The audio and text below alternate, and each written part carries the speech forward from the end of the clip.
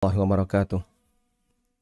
Alhamdulillahi Rabbil Alamin. Wassalatu wassalamu ala ashrafil mursalin Nabiyyina wa maulana Muhammadin wa ala alihi wa sahbihi ajma'in.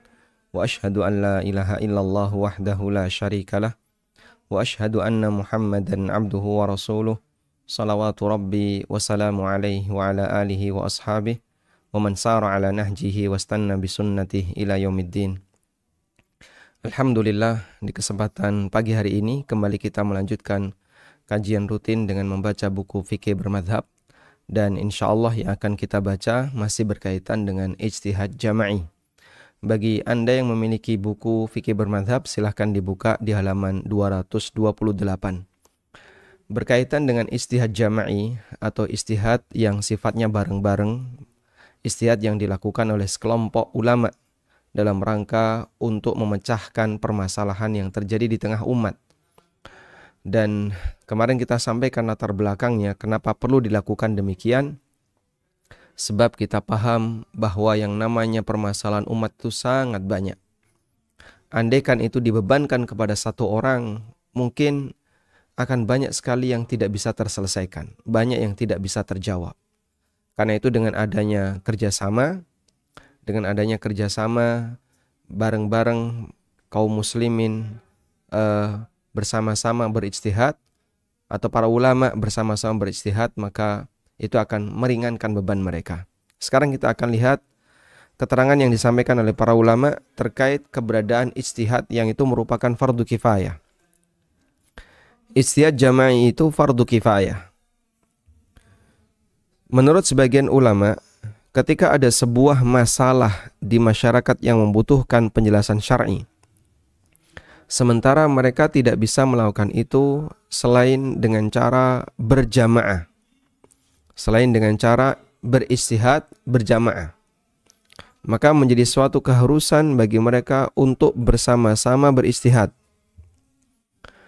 Salah seorang ulama dari Maroko, Al-Allamah Ibnu Ashur rahimahullah, menyebutkan, fal ijtihadu fardu kifayatin 'alal ummah bimiqdari hajati aqtariha wa ahwaliha, wa qad athimatil ummatu bitafridi fihi ma'al istita'ati wa makkanatil asbabi wal alat. Ijtihad merupakan fardu kifayah alal ummah, bagi umat ini. Sehingga di tengah umat ini harus ada ijtihad. Ya. Bimiqdari hajati aqtariha, sesuai dengan tuntutan kebutuhan dan kondisi mereka. Waqad athimat, dan umat ini akan berdosa. Waqad athimat al-ummah, dan umat ini akan berdosa bitafrid, ketika mereka tidak mempedulikan ijtihad semacam ini. Mal istita'ah, padahal dia mampu dan dia punya kemungkinan, dia punya sebab serta alat untuk berijtihad, sehingga tinggal meluangkan waktu bagi yang bersangkutan untuk berijtihad. Kemudian beliau melanjutkan, wa in aqalla ma yajibu 'alal ulama fi hadzal asri ay yabtadi'u bihi min hadzal ghardil ilmi ay yas'u ila jam'in mujamma' ilmi. Kewajiban minimal bagi ulama zaman ini. Ulama zaman ini. Dan itu di zaman beliau, di zaman Ibnu Ashur, tentu berbeda dengan di zaman sekarang. Ibnu Ashur memang ulama belakangan. Ya. Beliau menyampaikan bahwa wajib bagi ulama di zaman ini, di zaman beliau, ayabtadi'u bihi min hadzal ghardil ilmi, untuk memulai mewujudkan tujuan ilmiah dengan berusaha membuat majelis mujamma' ilmi, membuat majelis penelitian ilmiah, yahduruhu akbarul ulama bil ulumi syar'iyyah, yang dihadiri oleh para ulama-ulama kibar, ulama-ulama besar dari berbagai penjuru wilayah Islam, ulama-ulama kibar dalam berbagai ilmu syar'i, di berbagai disiplin ilmu syar'i, fi kulli qatarin islami ala ikhtilafi madhahibil muslimin fil aqtar. dari berbagai penjuru wilayah Islam meskipun mereka berbeda-beda madhab. Sehingga usaha semacam ini tidak boleh ditinggalkan karena masyarakat sangat membutuhkannya.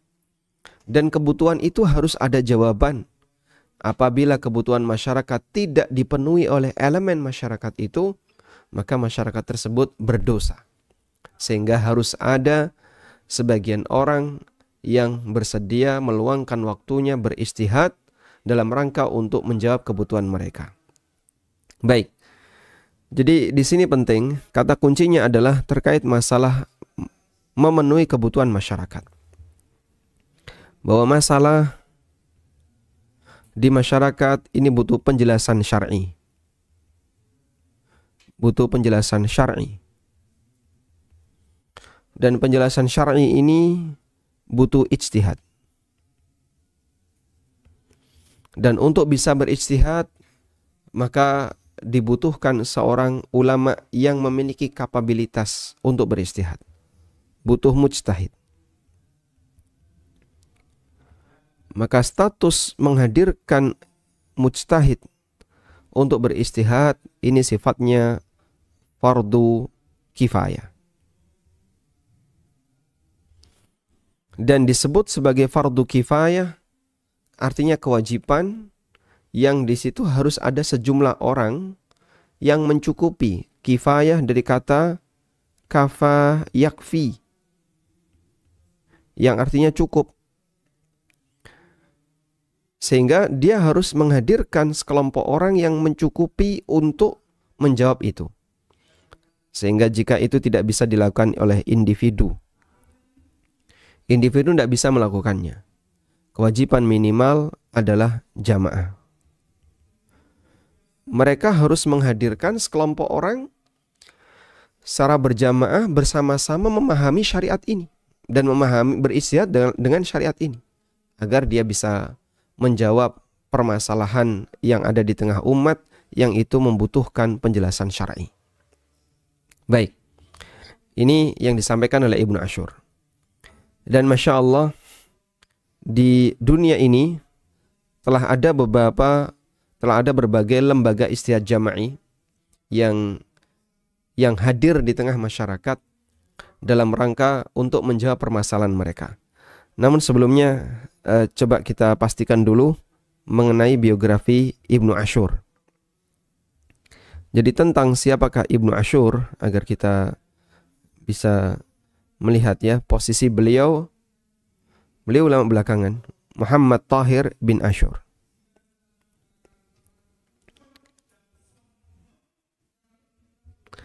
Muhammad Tahir bin Ashur rahimahullahu ta'ala. Saya bukakan ini. Di Tunisia, beliau lahir di Tunisia pada tahun 1296 Hijriah dan meninggal pada tahun 1393 Hijriah ya, atau bertepatan dengan 1973 Masehi. Sehingga beliau termasuk ulama belakangan, mu'asirin. Dan karya-karya beliau sangat banyak. Dalam bidang tafsir ada ya, dalam bidang fikih sangat banyak, dan beliau termasuk salah satu di antara ulama kibar dalam mazhab Malikiyah, dan termasuk di antara ulama yang keterangannya banyak dijadikan sebagai referensi bagi ulama generasi setelahnya. Sezaman dengan Muhammad Abduh ya, dan beberapa ulama yang lainnya. Taib. Sehingga ketika beliau menyampaikan di zaman ini perlu ada istihad jama'i, ya, berarti itu adalah zaman yang tidak berjauhan dengan kita. 1973 yang lalu beliau meninggal. Sekarang coba kita lihat beberapa lembaga istihad jama'i. Pada masa sekarang ada banyak lembaga fikih internasional yang beranggotakan sejumlah ulama. Lembaga fikih internasional yang beranggotakan sejumlah ulama. Mereka berkumpul untuk membahas permasalahan kontemporer di masyarakat dan menerbitkan fatwa untuk permasalahan umat. Berikut di antaranya. Yang pertama adalah Majma'ul Bukhuth Al-Islami. lembaga penelitian Islam di bawah Universitas Al-Azhar Mesir. Majma' al-Bukhuth al-Islami, lembaga penelitian Islam di bawah Universitas Al-Azhar Mesir. Resmi didirikan melalui Undang-Undang Nomor 103 tahun 1381 Hijriah. Awal berdirinya beranggotakan 50 ulama yang dominan berasal dari Mesir, diketuai oleh Syekhul Azhar. Dan selalu seperti itu sampai sekarang, selalu diketuai oleh Syekhul Azhar. Muktamar pertama dilaksanakan di Mesir pada tahun 1383 Hijriah. Kemudian yang kedua adalah Hay'ah Kibar Ulama Saudi. Didirikan atas perintah kerajaan yang diterbitkan pada tahun, perintah itu diterbitkan pada tahun 1391 Hijriah. Majelis ini diketuai oleh Muftil Am atau Mufti Umum Kerajaan Saudi. Dan Mufti Am itu berganti-ganti dan memiliki rapat rutin setiap 6 bulan. Salah satu divisinya adalah Lajnah Daimah lil Bukhuth al-Ilmiyah wal Ifta. Sehingga Lajnah Daimah itu di bawah Hay'ah Kibar Ulama. Ada Hay'ah Kibar Ulama, di bawahnya ada Lajnah Daimah. Komite tetap untuk penelitian ilmiah dan fatwa. Salah satu programnya adalah menerbitkan majalah sebanyak 3 kali per tahun dengan judul Majalatul Bukhuth al-Islamiyah yang berisikan beberapa fatwa Lajnah Daimah dan seterusnya. Kemudian Muftil Am, fatwa dari Muftil Am dan beberapa hasil penelitian syariat. Dan Masya Allah ya, perhatiannya luar biasa terhadap permasalahan umat, sehingga banyak sekali pertanyaan-pertanyaan, kasus-kasus yang ada di tengah masyarakat dibahas oleh para ulama, baik yang ada di Mesir maupun yang ada di Saudi maupun di tempat-tempat yang lainnya. Sekarang kita lanjutkan. Berikutnya nomor 3 adalah Majma'ul Fiqhi Al-Islami di bawah Rabithah Alam Islami. Majma'ul Fiqhi Al-Islami di bawah Rabithah Alam Islami. Didirikan pada Muktamar Al-Islami yang diselenggarakan di Mina pada Dzulhijjah 1384 Hijriah. Berkantor pusat di Mekah Al-Mukarramah, dan ini tidak jauh dari kota Mekah, pusat kota Mekah, ke arah Syumaisi, ke arah Hudaybiyah. Saya pernah melihat kantornya. Strukturnya terdiri dari ketua dan wakil serta 20 ulama pakar fikih dan usul fikih. Hasil keputusan Al-Majma' hingga daurah yang ke-6 telah diterbitkan pada satu buku di tahun 1422 Hijriah. Sehingga ada qararat ya, keputusan-keputusan Majma' Fikih Islami untuk berbagai permasalahan yang terjadi di tengah masyarakat. Dan banyak sekali keputusan Majma' Fikih Islami dalam bidang fikih muamalah yang itu menjadi sandaran bagi para ulama yang lain ya, di belahan bumi yang lain untuk mengacu ketika membahas masalah itu, mengacu kepada qararat Majma' Fikih Al-Islami, keputusan-keputusan Majma' Fikih Islami. Selanjutnya ada Majma'ul Fiqh Al-Islami di bawah OKI. Di Majma' Fikih ada yang di bawah Rabithah, ada yang di bawah OKI, Organisasi Kerjasama Islam. Didirikan pada Muktamar Ulama yang diselenggarakan bulan Sya'ban tahun 1403 Hijriah. Berkantor pusat di Jeddah dengan anggota para ulama dari berbagai negara Islam atas rekomendasi masing-masing negara. Sebagian anggotanya adalah ulama yang berasal dari negara minoritas atas rekomendasi dari Dewan Dakwah Islam di negara tersebut. Sehingga kalau Rabithah ini tidak memperhatikan latar belakang negara. Sementara kalau Majma' Fikih Islami, dia harus rekomendasi yang berasal dari masing-masing negara. Sehingga nggak bisa misalnya dari negara mana, misalnya dari negara Qatar atau dari negara Kuwait sudah mengirim 2. Lalu ada ulama dari negara yang sama ikut bergabung tanpa rekomendasi, tidak bisa. Kalau Majma' Fikih Islami tidak memperhatikan bagian itu. Daurah pertama yang diselenggarakan di Mekah pada tahun 1405 Hijriah, dan semua hasil keputusan Majma' hingga daurah yang ke-10 telah dikumpulkan dan diterbitkan. Dan ini semuanya belum berbahasa Indonesia, artinya belum ada versi terjemahan. Karena itu bagi kaum muslimin yang ingin membacanya, maka dia harus paham bahasa Arab. Kemudian yang kelima, Majma' Al-Fiqhi Al-Islami India. Majelis ini didirikan pada tahun 1985 Hijriah, 1988 Masehi. Bertujuan membahas aneka permasalahan kontemporer, beranggotakan para ulama pilihan yang jumlahnya lebih dari 600 ulama. Dan di India termasuk cukup banyak ulama yang terlahir di sana. Sebagian besar berasal dari India.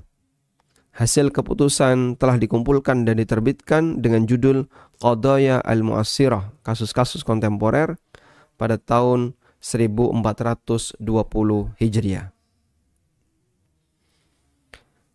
Selanjutnya ada Rabithah Ulama Maghrib, Rabithah Ulama Maroko. Majelis yang membahas berbagai permasalahan kontemporer berkantor pusat di Rabat, di Maroko. Majelis ini menerbitkan majalah dengan nama Majalah Ar-Rabat. Ya. Dan ini memang terbatas di Maroko. Kemudian ada yang ketujuh adalah Qutta'ul Ifta wal Bukhuth Asy-Syar'iyyah di Kuwait. Majelis ini berada di bawah Kementerian Wakaf dan Agama Islam di Kuwait. Kumpulan fatwanya telah diterbitkan dalam 3 jilid. Kemudian ada Al-Majlis Al-Urubi Eropa. Al-Urubi artinya Eropa. Lil Ifta wal Bukhuth. Majelis Fatwa dan Penelitian Muslim, ya, Eropa. Maka disebut dengan Majelis Al-Urubi. Eropa ketika di bahasa Arab kan Al-Urubi. Majelis ini merupakan lembaga fikih independen yang berkantor pusat di Irlandia. Didirikan pada tahun 1417 Hijriah di London, yang diprakarsai oleh Persatuan Organisasi Islam Eropa, Federation of Islamic Organization in Europe. Tujuan dasar majelis ini adalah mendekatkan para ulama se-Eropa serta menyelaraskan pemahaman fikih mereka. Selain itu, majelis ini juga menyediakan fatwa untuk menjawab berbagai permasalahan kaum muslimin di Eropa. Baik, Masya Allah. Sehingga sampai di penjuru Eropa seperti ini ada. Kemudian ada Majma' Fuqaha Asy-Syar'iyyah di Amerika. Subhanallah. Majma' artinya perkumpulan yang ada di Amerika ini merupakan lembaga penelitian ilmiah yang berupaya menjelaskan berbagai hukum syariah untuk kasus yang dialami kaum muslimin yang tinggal di Amerika. Majelis ini berkantor pusat di Washington. Jadi kita bisa lihat ya, bagaimana perhatian para ulama bahkan di negara-negara minoritas seperti Eropa, seperti Amerika, India. Mereka berusaha untuk hadir dalam rangka menjawab permasalahan umat. Dan tidak jauh di negara kita juga ada. Di negara kita ada MUI, kemudian di bawahnya ada salah satu divisi yang disebut dengan DSN, Dewan Syariah Nasional MUI. Kemudian beberapa asatidzah Ahlussunnah, mereka juga berkumpul dalam rangka untuk menjawab permasalahan yang terjadi di masyarakat. Terjadilah dan terbentuklah Dewan Fatwa Perhimpunan Al-Irsyad yang beranggotakan para doktor, dan beberapa kali sudah melakukan sidang. Yang terakhir adalah sidang yang ke-10 yang dilaksanakan di Jakarta. Jadi itu semua bagian dari perhatian mereka untuk menjawab permasalahan yang terjadi di tengah umat. Andaikan mereka ini mutung dan tidak mau memperhatikan apapun masalah yang ada di tengah umat, maka ada banyak sekali kebutuhan umat yang belum terjawab. Sehingga kalau ada sebagian orang yang gak setuju dengan keberadaan sidang Dewan Fatwa, tidak setuju dengan keberadaan orang-orang yang berkumpul dalam rangka berfatwa, wallahu alam, bagi kami, ya meskipun itu pendapat pribadi dia, bagi kami sah-sah saja dia gak setuju. Tapi kita bisa perhatikan, manfaat semacam ini sangat besar bagi umat. Manfaat seperti ini sangat besar bagi umat. Di mana umat sangat membutuhkan, ya, umat sangat membutuhkan kehadiran para ulama untuk menjawab permasalahan mereka. Terlepas dari adanya sebagian tokoh yang tidak setuju, ada banyak sekali kasus yang mereka butuh jawaban. Andaikan itu dibiarkan saja, maka masyarakat tidak akan pernah tahu mana batasan yang halal, mana batasan yang haram. Sehingga butuh kehadiran ulama semacam ini. Wallahu a'lam. Walhamdulillahirabbil alamin. Kita telah membaca daftar, ya, dari lembaga-lembaga fatwa yang mereka hadir dalam rangka untuk menjawab kebutuhan masyarakat, baik untuk kelas internasional di mana fatwanya dipakai di berbagai penjuru dunia, maupun untuk kelas yang lebih sempit, yang lebih terbatas, seperti yang terjadi di Indonesia, di mana mereka menjawab kebutuhan yang terjadi di masyarakat. Wallahu alam.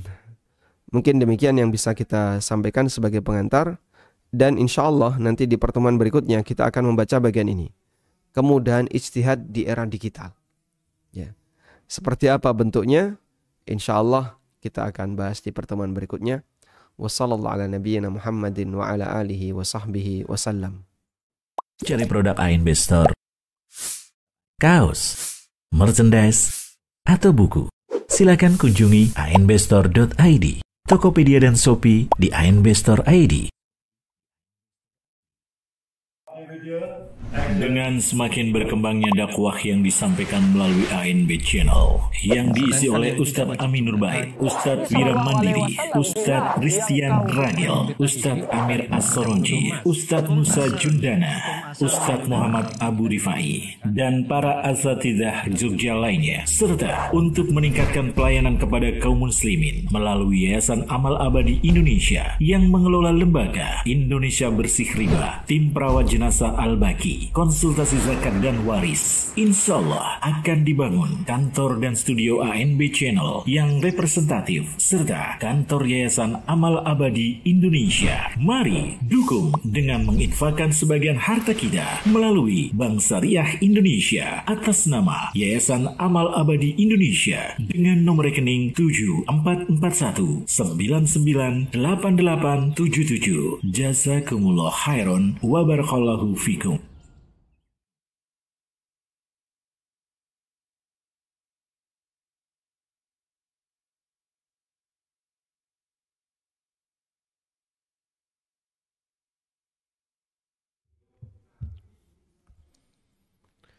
Walhamdulillahirabbil alamin. Selanjutnya kami persilahkan bagi Anda yang mau bergabung. Baik, silahkan. Bismillah. Assalamualaikum warahmatullahi wabarakatuh, Ustaz. Waalaikumsalam warahmatullahi wabarakatuh.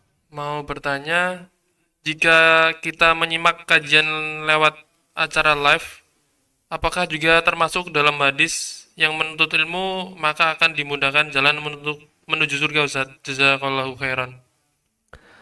Barakallahu fikum. Sabda Nabi sallallahu alaihi wasallam berkaitan dengan keutamaan orang yang menuntut ilmu. Nabi sallallahu alaihi wasallam bersabda, "Man salaka tariqan yaltamisu fihi ilman, sahhalallahu lahu bihi tariqan ilal jannah." Barang siapa yang menempuh jalan dalam rangka untuk menuntut ilmu. Makna salaka tariqan yaltamisu fihi ilman, teks hadisnya, Man salaka tariqan. Barang siapa yang menempuh sebuah jalan. Man salaka tariqan. Salaka tariqan, menempuh jalan dalam rangka untuk menuntut ilmu. Jalan yang dimaksud di sini jalan untuk cari ilmu. Jalan yang dimaksud di sini ada dua. Yang pertama adalah jalan hissi atau jalan lahiriah.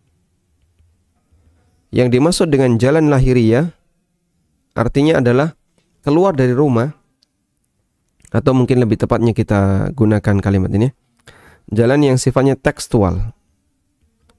Mana tekstual dari kalimat ini adalah menempuh perjalanan. Menempuh perjalanan untuk melakukan belajar. Dan yang kedua adalah jalan dengan makna kontekstual. Dan yang dimaksud di sini adalah usaha belajar, murajaah. Murajaah, mengulang hafalan. Mengulang hafalan dan aneka kegiatan belajar yang lainnya. Atau kegiatan belajar lainnya. Sehingga orang bisa belajar dengan nonton online, orang bisa belajar dengan buka buku, orang bisa belajar dengan mutola'ah yang dia lakukan sendiri melalui proses yang dia miliki. Sehingga berdasarkan makna kontekstual ini, maka yang dimaksud man salaka tariqan yaltamisu fi ilman tidak hanya terbatas dengan orang yang keluar rumah lalu melakukan perjalanan, tapi bentuknya adalah usaha untuk melakukan murojaah, mengulang hafalan, atau Anda ikut kajian online dan seterusnya. Ada banyak ulama yang beliau bisa jadi banyak menyendiri di rumah dalam rangka mutola'ah, buka-buka buku, membaca. Mutola'ah. Dengan mutola'ah itu dia mendapatkan banyak kesimpulan ilmu. Dan itu termasuk di antara bentuk salaka tariqan yaltamisu fi ilman. Sebab yang namanya belajar itu tidak semua orang suka. Kita ya disuruh belajar. Coba ini ada banyak buku, silahkan kamu pokoknya betah-betah di dalam ruangan ini. Jangan sampai keluar selama 3 jam. Jangan keluar. Terus ngapain? Baca buku. Itu saya yakin baru 15 menit sudah merem itu. Ngantuk. Karena tidak kuat untuk membaca buku dalam jumlah yang banyak. Tidak kuat baca buku yang lama-lama. Dan 3 jam di ruangan itu mungkin dia nggak kuat. Masya Allah. Ibadahnya para ulama. Mereka bisa betah di sebuah perpustakaan. Mereka bisa betah di ruangan dia untuk belajar dalam waktu berjam-jam. Mereka nggak keluar, tidak berkomunikasi dengan orang lain. Mereka mencatat, mereka menghafal. Dan itu bukan hal yang ringan. Maka jangan dianggap bahwasanya kegiatan para pembelajar adalah sesuatu yang ringan. Terbukti banyak orang yang gagal dan tidak bisa melakukannya. Gak sabar Pak, orang di dalam satu ruangan, kemudian selama 1 jam belajar itu gak sabar. Dia pengennya keluar. Kita saja ketika kajian, dan kajian itu terlalu padat, materi yang kita pelajari, mungkin kita tidak kuat. Padahal cuma mendengarkan. Apa yang bisa Anda bayangkan ketika orang itu mencari sendiri?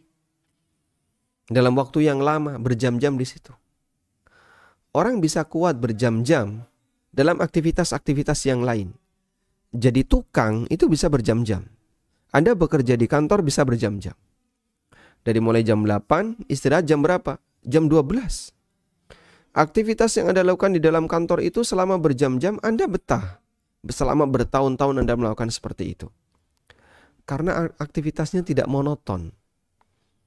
Anda tidak monoton sehingga Anda bergerak dari sini ke sana, nanti bergerak lagi, nanti melakukan aktivitas ini, bergerak terus. Sebab aktivitas Anda tidak monoton, sehingga ketika Anda melakukan kegiatan itu, orang bisa betah. Atau aktivitasnya tidak begitu memerlukan pemikiran yang besar. Orang nggak perlu mikir banyak. Contohnya ya, dulu kan ada petugas tol. Ada petugas tol, mobil lewat, kasih. Mobil lewat, kasih karcis, bayar. Tangannya aja bergerak ya dalam waktu yang lama sekali selama sekian jam, dan beliau harus tepat uangnya berapa, kembaliannya berapa.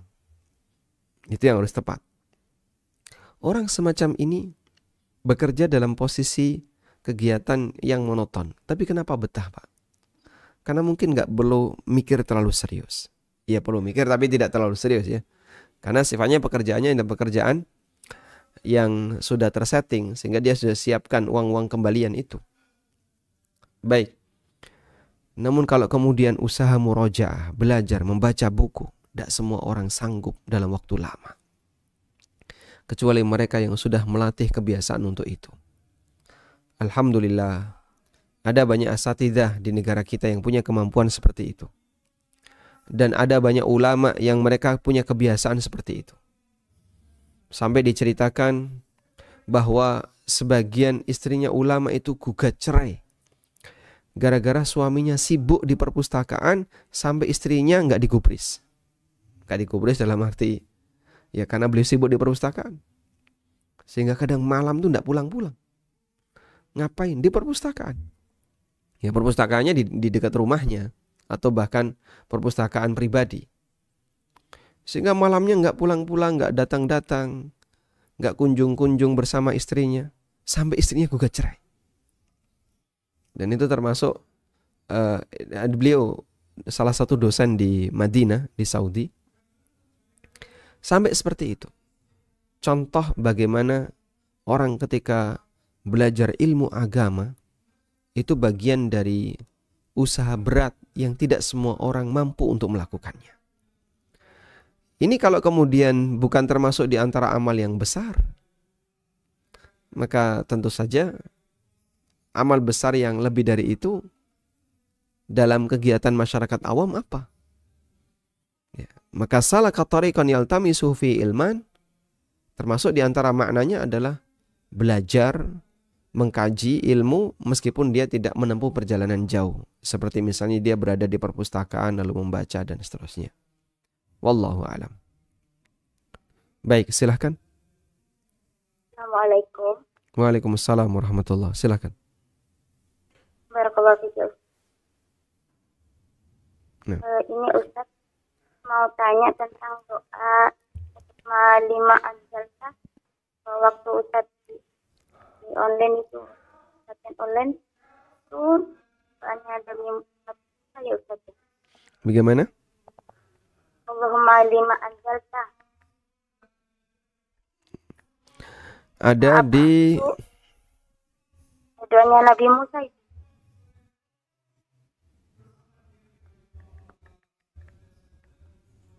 Ada di surat Al-Qasas Ya. ayat 24. Doanya Nabi Musa alaihissalam. Ya. Baik, ada di surat Al-Qasas ayat 24.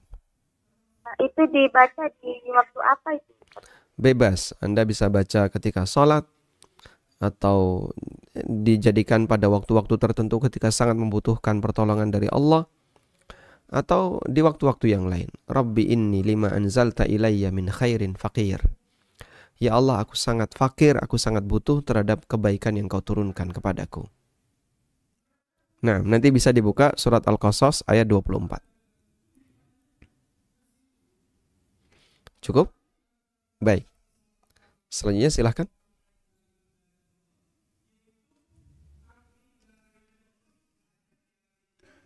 Ustadz, izin bertanya, jika seseorang mengikuti sebuah lomba karya ilmiah yang mana diharuskan membayar uang pendaftaran, kemudian ketika memenangi lomba tersebut, ia mengajukan insentif atas prestasinya kepada pihak kampus sebagai bentuk penyemangat.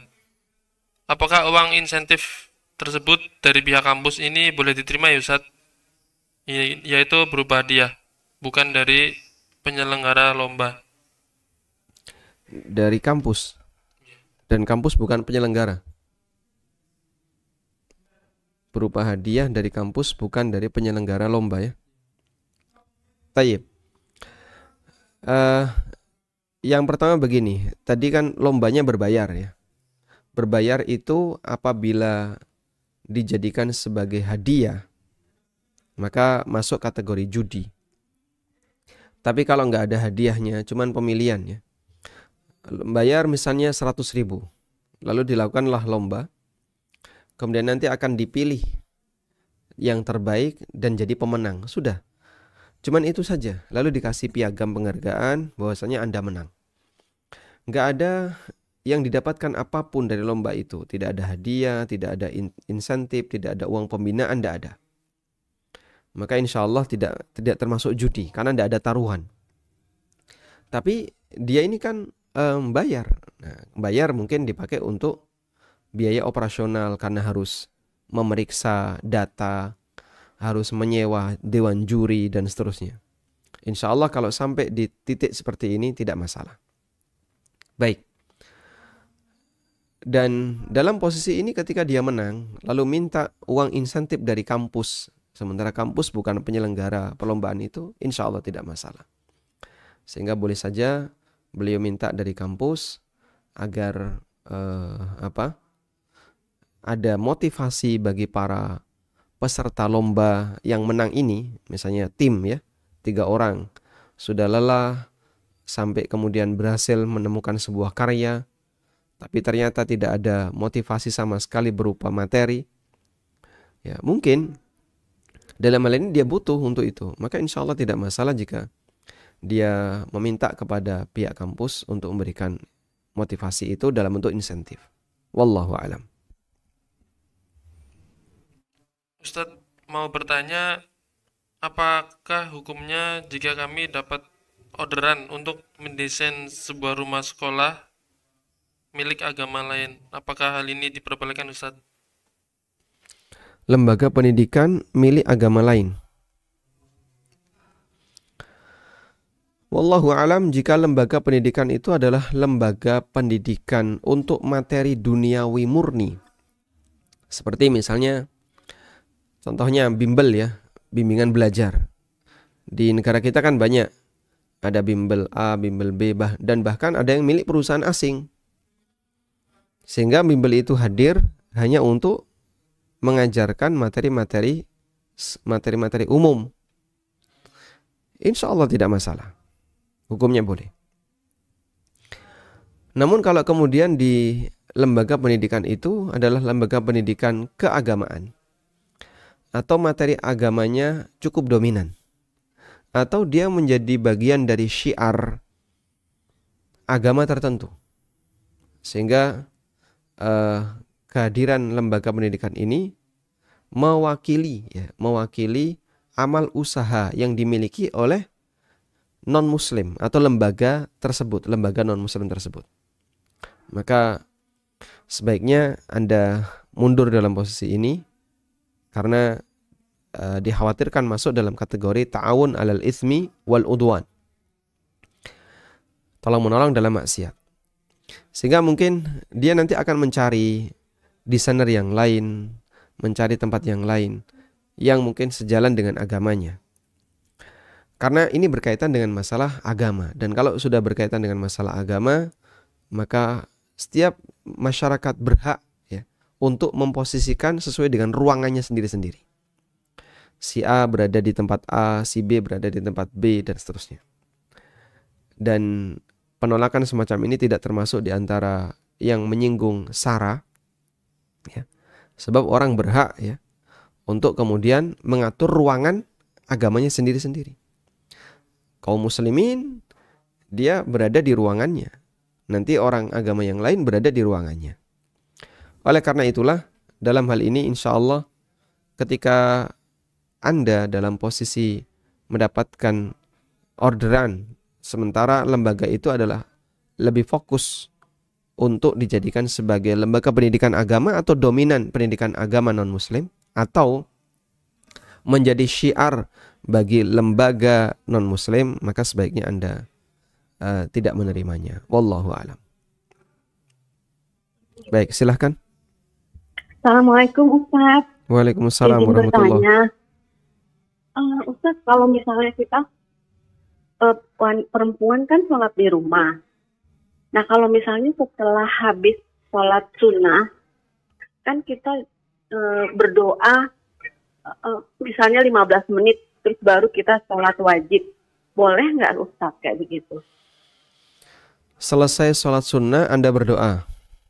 Iya, setelah sholat sunnah kita berdoa misalnya 15 menit, baru kita sholat wajib. Apakah di tempat Anda sudah terdengar iqamah? Sudah.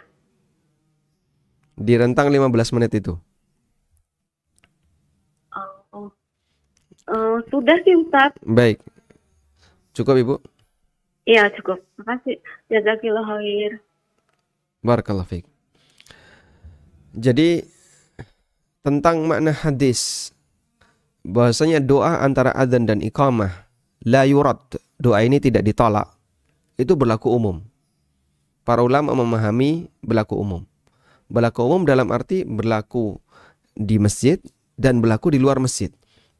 Maka kalau ada wanita yang bertanya, ibu-ibu bertanya, saya sholat di rumah, apakah saya bisa mendapatkan keutamaan berdoa antara adzan dan iqamah? Jawabannya bisa. Caranya bagaimana? Ketika Anda mendengarkan adzan, lalu Anda sudah siaga ya. Sudah siaga untuk sholat, mendengarkan adzan, Anda sholat qobliyah. Lalu setelah itu Anda berdoa sampai terdengar iqamah. Ketika terdengar iqamah, Anda sholat wajib. Meskipun tidak berjamaah, Anda sendiri, insya Allah dapat keutamaan sebagaimana dalam hadis bahwasanya doa antara adzan dan iqamah termasuk doa yang mustajab. Dan ini berlaku umum baik ketika di masjid maupun di rumah. Karena itu selesai sholat tahiyatul masjid, selesai sholat qobliyah, lalu ibu berdoa sendiri selama 15 menit atau sekian menit dalam rangka untuk mendapatkan keutamaan doa yang mustajab, silahkan. Namun doa mustajab itu batasnya adalah sampai terdengar iqamah, antara adzan dan iqamah. Sehingga kalau sudah ini iqamah sudah dari tadi, sekarang baru qobliyah, lalu berdoa, ya, maka tidak mendapatkan keutamaan tadi antara adzan dan iqamah. Meskipun boleh saja Anda berdoa antara sholat tahiyatul masjid, antara sholat qobliyah dengan sholat wajibnya. Wallahu a'lam. Tayyib, silahkan. Assalamualaikum warahmatullahi wabarakatuh. Waalaikumsalam warahmatullahi wabarakatuh. Silahkan. Izin Ustaz, kalau saya melihat ikuti saja Ustaz di mohon maaf, suaranya agak kurang jelas. Mungkin Ibu bisa pindah ke tempat yang sinyalnya lebih bagus dan televisinya di mute. Ini Ustaz, kalau saya mengikuti kajian Ustaz di Yayasan Cipta, Ustaz juga termasuk Toriko gitu kayak tadi yang diterangkan sama Ustaz. Kemudian terus saya ikuti utamakan, apakah sama? Karena saya mendengar kata ustaz-ustaz yang ada di kampung saya, kalau melihat kajian itu tidak termasuk perikola gitu, mencari ilmu yang benar gitu. Mohon penjelasan Ustaz. Jazakallahu khairan. Assalamualaikum warahmatullahi wabarakatuh. Waalaikumsalam warahmatullahi wabarakatuh. Jadi apakah sama ya antara ikut kajian melalui online dengan kajian yang hadir secara langsung di majelis ilmu? Kalau dari sisi nilainya jelas berbeda. Kalau dari sisi nilai jelas berbeda. Tentu mereka yang hadir langsung di majelis ilmu lebih besar peluang pahalanya dibandingkan mereka yang ikut kajian hanya mendengarkan melalui online atau mendengarkan radio atau nonton TV dan seterusnya. Sebab mereka yang hadir langsung di majelis ilmu, dia mengeluarkan effort yang lebih besar. Dan dulu para ulama salaf, ya, mereka sampai ketemu langsung, ingin ketemu langsung dengan pemilik hadis, meskipun sebelumnya dia sudah dengar. Sehingga misalnya ada kasus seperti ini ya, A menyampaikan hadis kepada B, B menyampaikan hadis ke C. Nah C ini tahu bahwasanya hadis dari B itu, jadi C dan B ini satu kota, C dan B ini satu kota. C mendengarkan hadis dari B. Dan B dapat dari A. A dapat dari Rasulullah SAW. Ini satu kota. C ini satu kota. Tapi A ini berada di tempat yang jauh. Ini berada di tempat yang jauh. C itu sampai datang ke tempatnya A. Saya pengen dengar langsung dari Anda. Sebelum Anda meninggal dunia, sebelum saya meninggal dunia. Bagaimana hadis yang kau terima dari Rasulullah SAW. Masya Allah. Ini pernah dilakukan oleh sahabat Jabir bin Abdullah radhiyallahu anhuma. Beliau dapat hadis dari seseorang, ya, dan beliau mendengar bahwasanya hadis ini berasal dari A yang berada di Syam. Maka Jabir membeli onta atau menggunakan onta lalu melakukan perjalanan menuju Syam, yang itu butuh waktu berbulan-bulan. Kalau kita ibaratkan bahasanya C dapat hadis dari B, ini adalah seperti orang dengerin radio atau orang yang nonton online, dia tinggal di rumah tapi bisa mendapatkan ilmu. Maka C datang ke A seperti orang yang datang langsung di majelis ilmu. Tentu pahalanya berbeda. Effort yang dikeluarkan, usaha yang dikeluarkan lebih banyak. Dan ketika usaha yang dikeluarkan lebih banyak, maka pahalanya akan lebih besar. Oleh karena itu dalam posisi ini, insya Allah, ya, bagi mereka yang hadir di majelis ilmu pahalanya lebih. Namun apakah kemudian belajar online itu tidak terhitung sebagai bagian dari keutamaan dalam belajar? Jawabannya tetap dapat, karena dia juga belajar. Sehingga makna man salaka tariqan yaltamisu fihi ilman itu berlaku bagi semuanya. Baik yang keluar rumah maupun yang tetap berada di rumah, yang penting sama-sama berkegiatan belajar. Wallahu ta'ala alam. Demikian yang bisa kita sampaikan, semoga bermanfaat. Wassallallahu ala nabiyyina Muhammadin wa ala alihi wa sahbihi wasallam. Wa akhiru da'wana anil hamdulillahi rabbil alamin. Wassalamualaikum warahmatullahi wabarakatuh.